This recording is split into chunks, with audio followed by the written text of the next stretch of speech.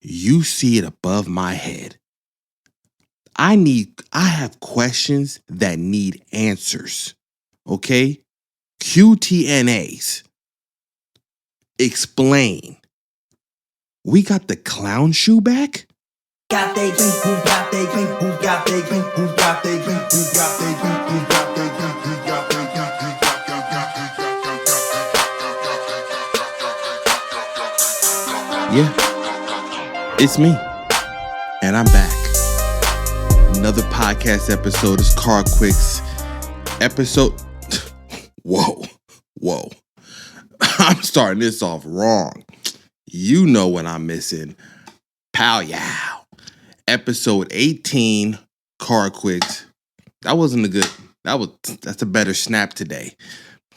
I'm a little shaky. It's been a minute. I was a little down on the weather, a little sick, but I bounced back. And now we're here to talk about some car news. And I don't waste no time. I jump right into it. There's some good stuff this week. There's a lot of cool things that happen, a lot of cool information, a lot of records being broken. That might have been like last week compared to this week, but whatever. We're here now. So welcome, like the subscription to the channel.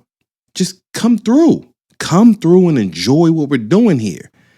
But to just start this off, let's just get straight into it. And I'm going to shoot a short on this. I'm really not going to spend too much time on it, but Rimac, or Rimac, as they say, because it's Croatian. That's how I was told it said. So if it said something else, don't blame me. Blame your mom. But they broke almost every single acceleration record there is. So if you haven't seen that, I'm going to shoot a short for it, so you're going to check it out. But they broke every single acceleration record. But one of them that's just like mind-blowing, okay? 0 to 103.2 seconds in the electric Nevera hypercar. I mean, what is going on now? I mean, we truly are in the Starship Enterprise. And I said it before, some of this stuff is crazy. Now, that's just a wild thing, but let's just get to the true podcast. This is the one I want to throw out because it was just on my mind. So Aston Martin released the DB12. Aston Martin has made the best looking Grand Touring car, I might want to say ever. And I know it's a strong statement because somebody's going to come in here and be like, what about the Audi, or what about when Peugeot and the Citroen, like whatever, okay? All them other car companies, they might have made something that looked really, really good. I'm not saying they haven't. What I'm saying is, on the record, the DB line has looked butter since 007, okay? Since before whoever was driving it. Was it Sean Connery? I don't know. I haven't seen all the 007s. There's a lot of them. But that's looked good since the beginning. So the DB12 was out. You'll see it floating around my head somewhere. You know the drill. It looks very similar to the DB11, right? I'll put them side by side and you're going to shrug your shoulders at me and be like, yo, CarQuicks, dog, it's the same car. And I'm going to say, you know what? Some of it is true, but Aston Martin has remained the same when it comes to their cars, right? They've always maintained a very subtle change. So this one, the front grille's bigger, the front lip bottom part is redesigned, and so the headlights, and the wheels and everything give it a more muscular stance. It still sits incredibly low. The DB11 and the 12 right now, to me, is one of the best looking supercars you can buy. And I count the Aston Martin DB12 in the supercar category, even though because it's like a Grand Tour, sometimes people don't consider it. They don't put that car in that category, but it's right there with the best of them. And this thing looks magnificent. Interior-wise, I want to point out the fact that there are buttons there, okay? And we're going to get to the lack of buttons later on in this episode. But there's buttons there, meaning that you can press something and something happens, okay? You don't got to swipe. You don't got to move your eyeballs left and right. You ain't got to wave your fingers and your hands. There's buttons there. And they integrated clean design, very classic looking, and still kind of into the future. I mean, the big thing now was that the whole infotainment system isn't being borrowed from Mercedes-Benz. It's not some old system. They built one from the ground up. Now, how does it perform and how does it function? I don't know yet. But it probably piggybacks off maybe a little bit of what, I don't know if Ford is still kind of controlling some of their technology or their in-house things, but Aston Martin has enough access and enough people and smart people in their whole entire group to find the right person to build them an infotainment system that can be appropriate. So that's kind of the big news, right? 10.25 inch screen. It has CarPlay, Android Auto, all that jazz. Engine wise, we don't have a V12 right now.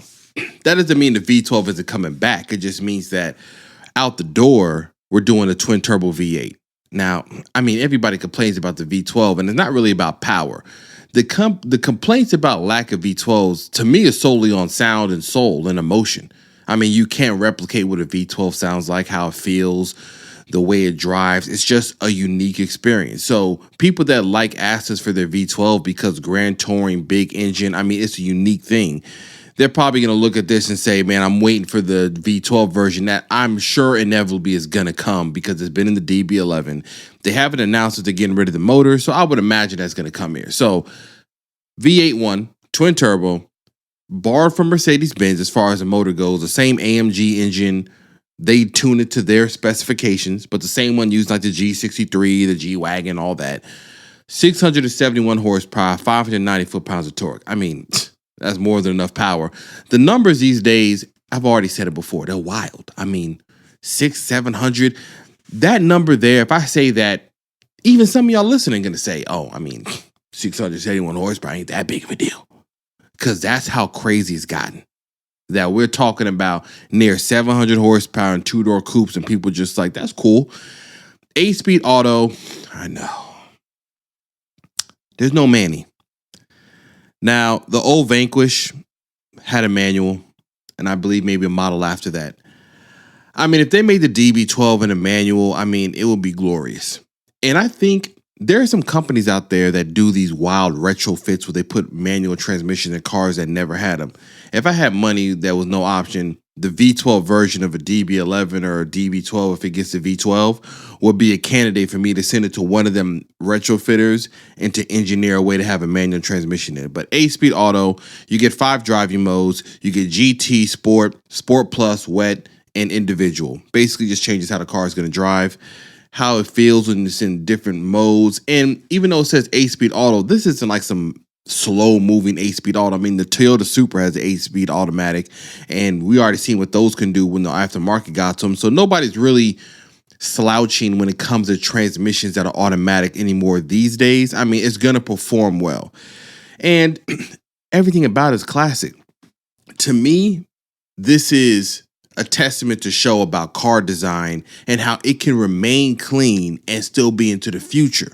Like, everything doesn't have to become ridiculous. Like, there's a way to marry this all together and to have some synergy when we're moving forward.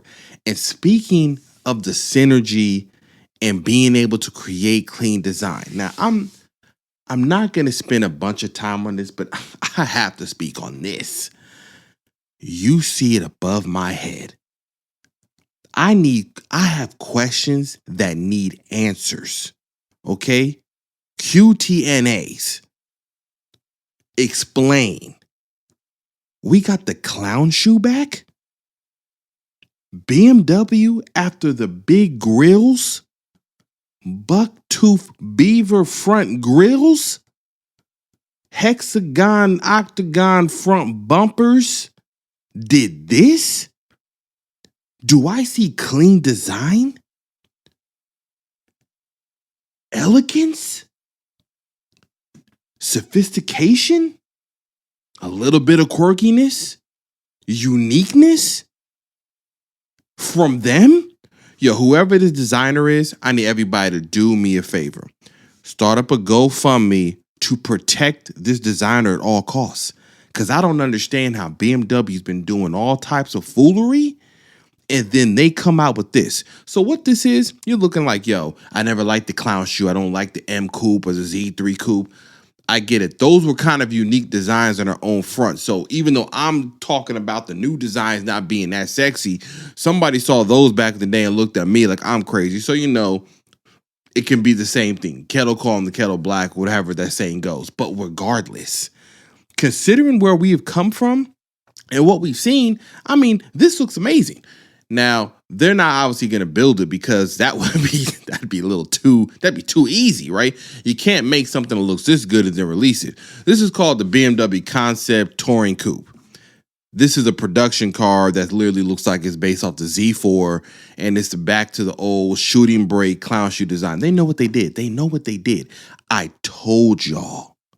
Remember in that episode I did about BMW design being ugly? And I said, I know what this is, a big game. They're going to come back.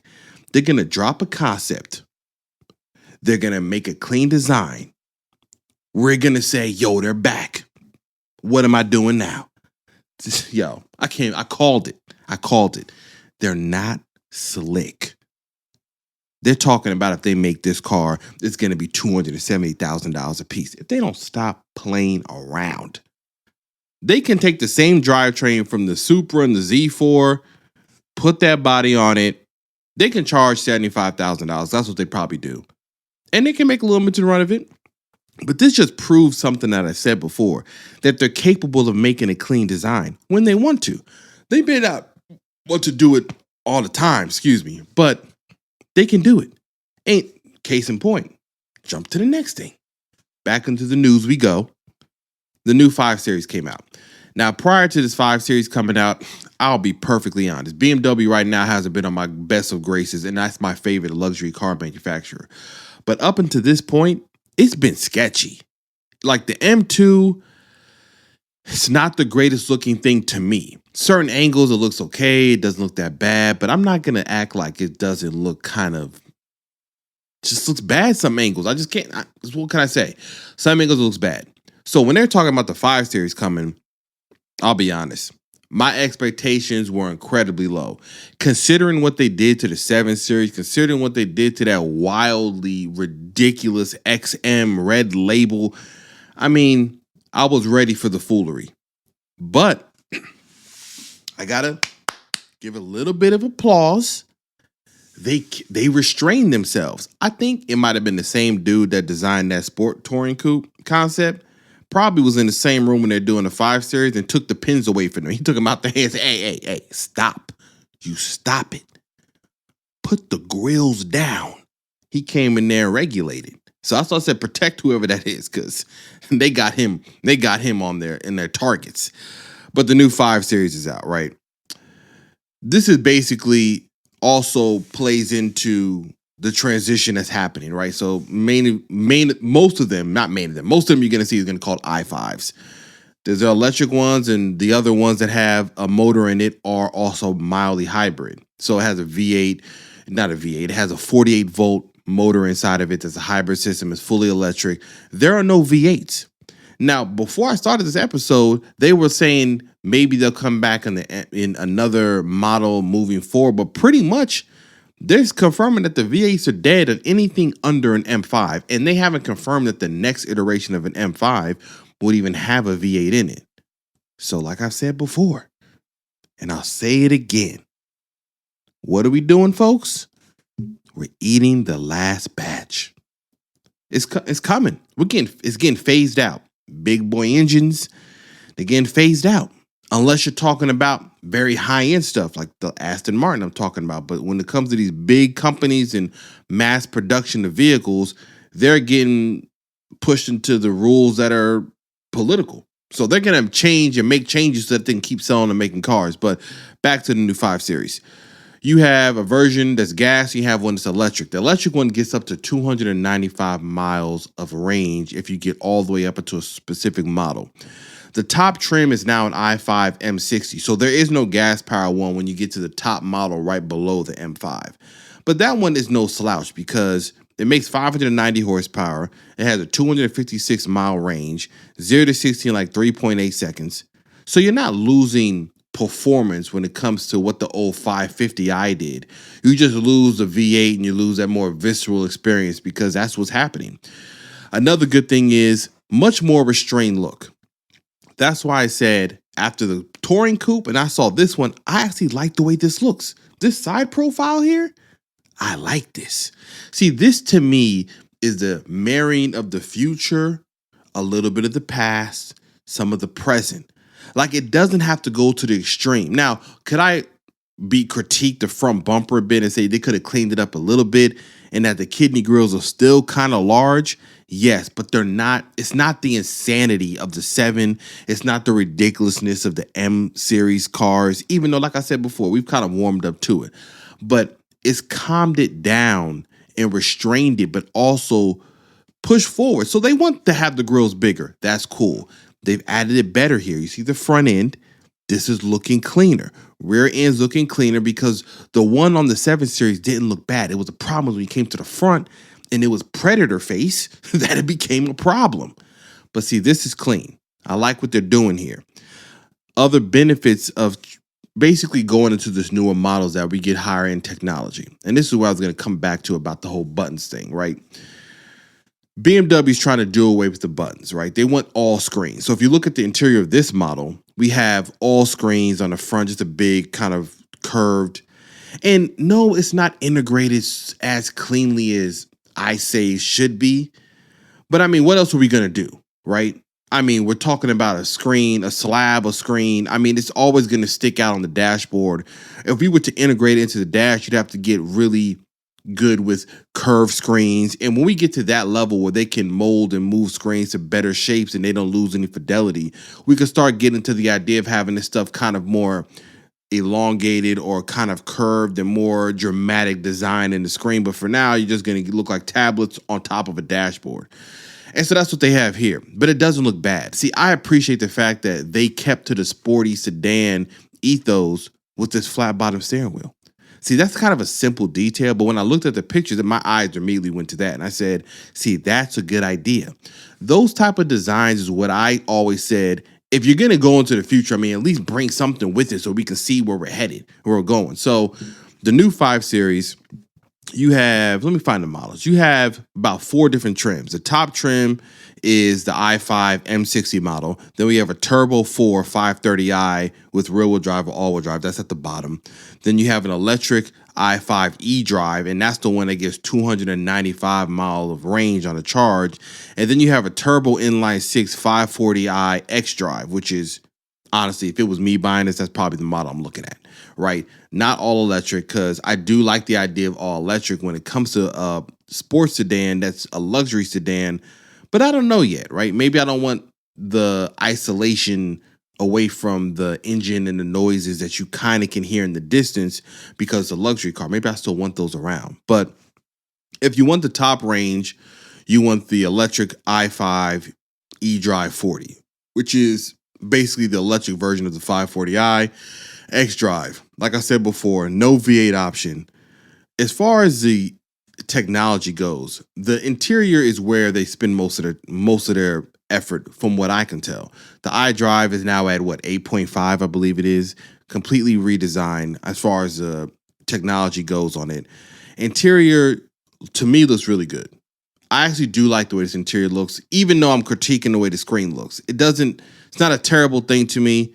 It is what it is for most things. Some of the technology is getting a little crazy though. But when I was talking about the no buttons thing, remember a couple episodes ago, I said, we need to get back to having driving gloves, because the issue with no buttons is always going to be the fingerprints.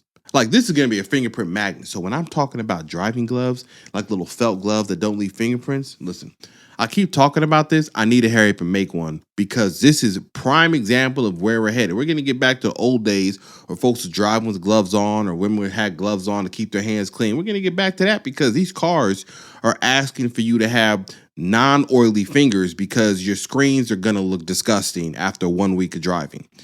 Some of the technology in here, though, is wild. Like eye tracking, lane changes, which I'm going to be honest. When I read that, I started laughing immediately, because I was like, what if you were changing lanes and like something got into your eye? You just like look back and forth and the car was like, where you trying to go? And you're like, chill.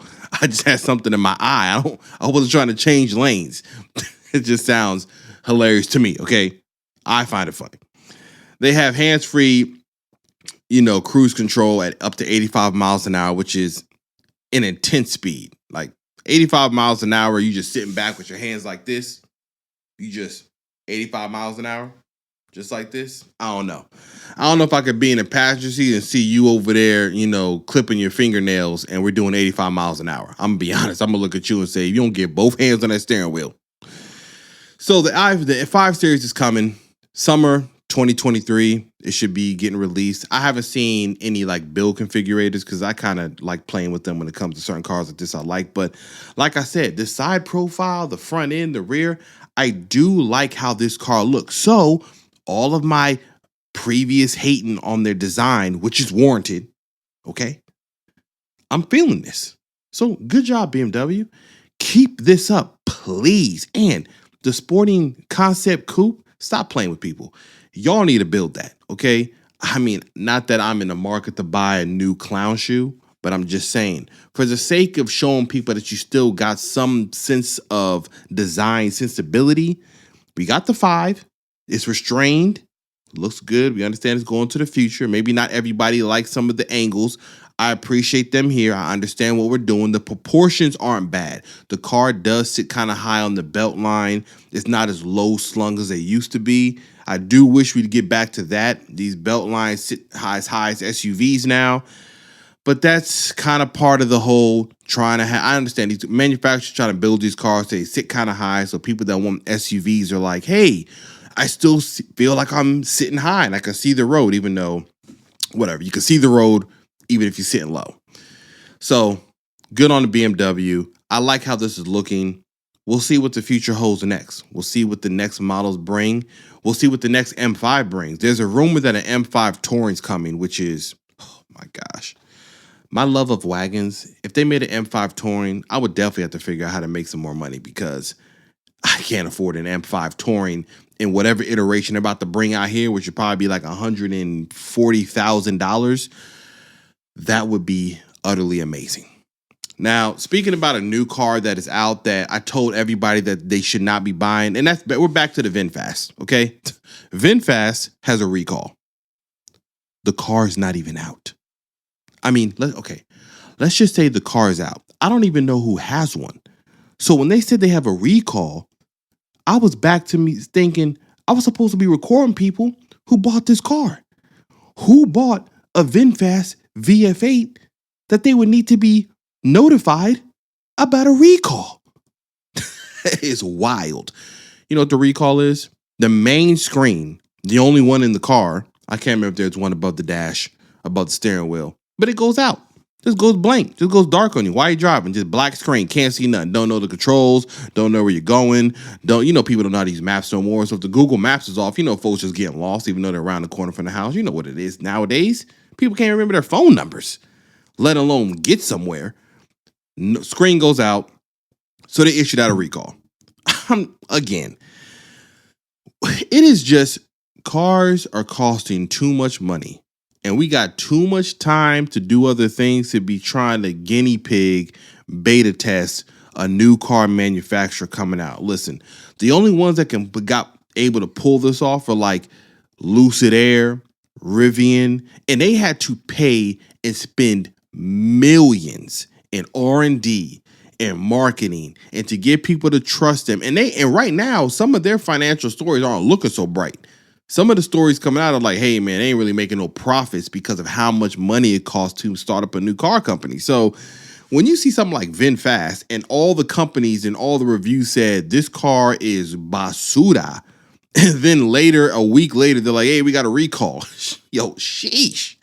Why are we buying this thing? Yo, leave this car where it belongs, in the trash bin, okay? When they are ready to figure this out and they want to bring something over to the U.S. and have a new car be entered into the foray of car manufacturers, you wait until you start seeing dealership network pop up, charging solutions being thought out. Like, don't be the first one to buy a car at $50,000 and you find out that your screen don't even work in it. I mean, come on. Speaking of the cars not working, however much I love my GRcorolla and I love the Toyota GR86 owners right now, like, word of advice, don't go to the track. I mean, another engine blew up. Toyota's trying to deny the person. The bill's like $13,000. I didn't get all the details on this, but this has happened before. Now, before all the other stories, Toyota came back around and said we're going to replace the motor because, I mean, why wouldn't you? You sell the car with a track pack. You sell it with a HPDE day, because I got one for my GRcorolla. I haven't gone yet. It's coming. But you sell it with the idea of tracking the car and going into that realm, into that world. To not basically stand behind what you said when somebody has a failure when they're at the track, not doing anything extreme, doing standard little HPD day from what I could tell, and then you say, nah, you got that, buddy, 13,000, figure it out.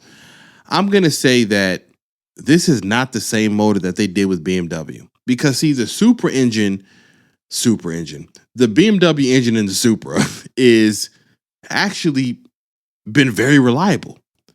The people that have modified them, and I mean, they've modified them to the top. The reports back are like the reliability after 2020, when Toyota and BMW teamed up to make the motor for the Supra, the S58 that's in the new M series, 3 series, and the 4, the reliability's up. Because the story is that Toyota stress tested that motor enough times to break it, to then go back to BMW and tell them you need to change this so that this is better, has worked out.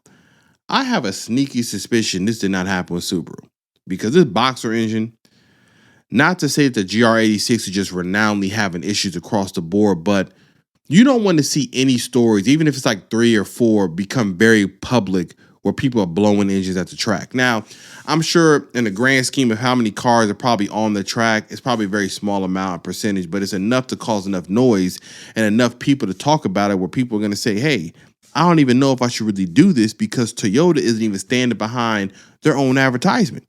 They got the car drifting sideways on the track, busting donuts, and then when I do that and the motor blows, they're like, hey, play yourself. Don't believe everything you see on TV. It's like one of those commercials that say, don't try this at home. And then you try it at home and it breaks. And they're like, what did we tell you? So we'll see what Toyota does with this one. I would believe that they would honor it, replace the engine. I mean, come on, it's $1 billion company. You want more bad publicity, people questioning if the GR86 is a good engine, or you just want to replace what happened and move on. But I do believe that we're getting very close to them introducing either the G16, the engine that's in the GRcorolla, into the GR86 is like a very high performance, like STI version or something, if Subaru is going to be combined with it, or some special edition that has 300 horsepower, because the GRcorolla engine has, I haven't heard a word. And that engine is handmade in, I can't say the factory, Momotachi. I don't know. It's in Japan. I can't remember the name of it, but it's hand built there. And the care that is given is totally, I would argue, much better than what was in the GR86 as far as how they are looking over that motor. And speaking about my Corolla, we're at 8,000 miles, a little over 8,000 miles. I'm going to do a kind of a review update. I mean, I just love the car. So it's good for me to do this because I don't know too many that are up to this much miles. I mean, I drive the heck out this car. Besides the fact that I daily drive it, but I'm not afraid to put it on the road. This isn't going to be garage clean. I'm not trying to baby and wax. And I mean, I do keep it clean. I do keep it up, but I'm not trying to just cover it and never see the daylight with it, because to me it is a Toyota. I know folks do it with other cars and the GRcorolla. I see people on the forum, they're going to PPF the entire thing, drive it only on the weekends, do the same thing with the Civic Type R boys. But I'm like, listen, I'm driving this car because I bought it to drive, and I'm only here for a short amount of time. So if I'm not driving the car, then what am I doing? Huh? Explain. I'm just staring at it, putting mods on it, telling everybody how cool it looks, but nobody can see it because I only shoot it on Instagram and drive it out of my driveway and wash it and park it. Nah, not doing that. The mods are coming. I haven't figured out what wheels I want yet. I'm in between Volk Racing T37 ZE40s, CE28s. But the wheel that is still probably going to win this battle, Desmond Riga Masters. I have wanted these wheels since forever. And I only saw a quick preview of the wheels on there, but I've seen big fat 5-spoke wheels on the GR86, not a GRcorolla, and they look dope.